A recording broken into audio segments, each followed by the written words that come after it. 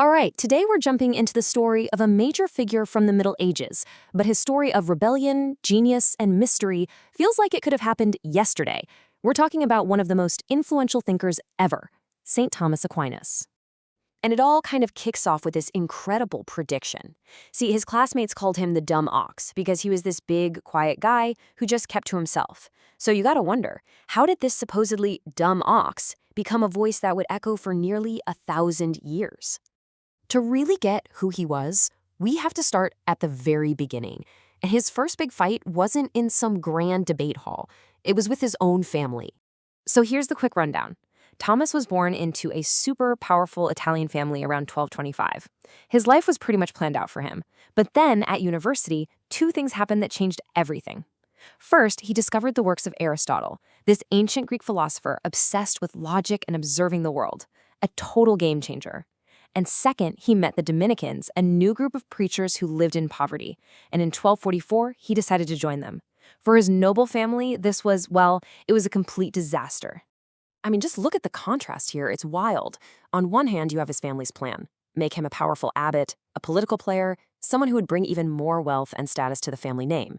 And on the other hand, you have Thomas's choice. Give up everything, take a vow of poverty, and dedicate his life to, well, to study and to God. He chose ideas over power. And their reaction was intense. His own brothers literally kidnapped him, dragged him back to the family castle, and held him prisoner for a whole year. They tried everything to get him to change his mind. But get this, he didn't budge, not one bit. His conviction was just unshakable. Okay, so once he finally got free, his real journey could begin. This is where the quiet ox starts to find that voice his teacher talked about. He went straight to the University of Paris, which was basically the intellectual center of the universe at the time. Then he went to Cologne to study under the legendary Albertus Magnus, or Albert the Great. Now, Albert was this brilliant thinker who believed science and faith weren't enemies at all, but partners. And it was here, because Thomas was so quiet and, well, big, that his classmates gave him that nickname, the dumb ox. But his teacher, Albert, he saw what nobody else did. And boy, was Albert's prediction right on the money. Aquinas became a rock star academic, holding prestigious teaching jobs at 4 of the biggest intellectual hubs in Europe, including Paris and Naples. The dumb ox was a certified genius. But here's the thing. To really understand his impact, we can't just look at his resume. We have to look at the powerful tool he used. Because his influence wasn't just what he thought, it was how he thought. It's a method called Scholasticism. And I know that word sounds super intimidating and stuffy, but don't worry about the name. At its heart, it's just a system for thinking clearly. It's about using logic and reason not to tear down faith, but to build it up, to understand it, and to explain it. And this is where you see the magic. Before he even starts to make his own point, look at step 1. He lays out all the strongest arguments against his idea. I mean, think about how honest that is. It's like saying, let's hear the other side first and take it seriously. Only after that does he make his own case, and then, this is crucial, he circles all the way back to answer every single one of those original objections.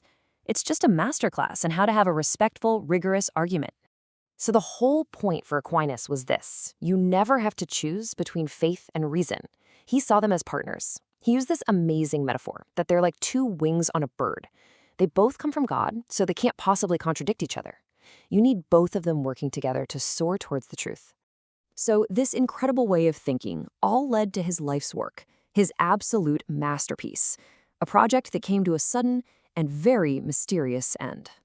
It's called the Summa Theologiae, and this thing is colossal, just an absolute work of genius. But maybe the most amazing part is who he wrote it for. Not for other experts, but for beginners. It was like he was trying to create a complete user's manual for the universe, tackling all the biggest questions, from does God exist to what's our purpose. He was so close to finishing this massive work. And then, one day in December of 1273, while he was celebrating Mass, something happened that changed everything. He had some kind of powerful mystical vision. We have no idea what he saw. But after it, he put down his pen and never wrote again. When his friends begged him to finish the Summa, this was his reply. Imagine that.